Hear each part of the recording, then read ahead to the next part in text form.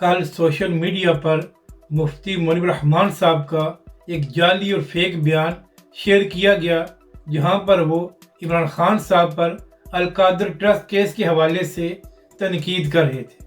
तो जैसे ही ये फेक पोस्ट सामने आई तो पीटीआई वालों ने तहकीक किए बगैर मुफ्ती साहब के खिलाफ प्रोपगंडा करना शुरू कर दिया कि मुफ्ती साहब हुकूमत की ज़बान बोल रहे हैं। तो अब ये कैसे हो सकता है कि पीटीआई कोई प्रोपगंडा शुरू करे और उसमें इमरान रियाज खान साहब अपना हिस्सा न डालें।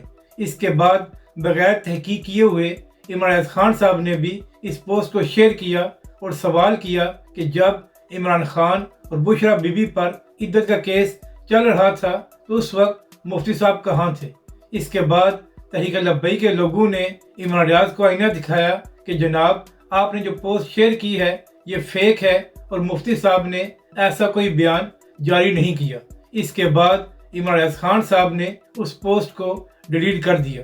तो यहाँ पर इमरान रियाज खान साहब से सवाल ये है कि अगर आप पीटीआई के ट्रोल नहीं हैं और आप सहाफ़ी हैं तो कम अज़ कम पहले किसी पर तनकीद करने से तहकीक कर लिया करें, ताकि बाद में इंसान को शर्मिंदगी ना हो।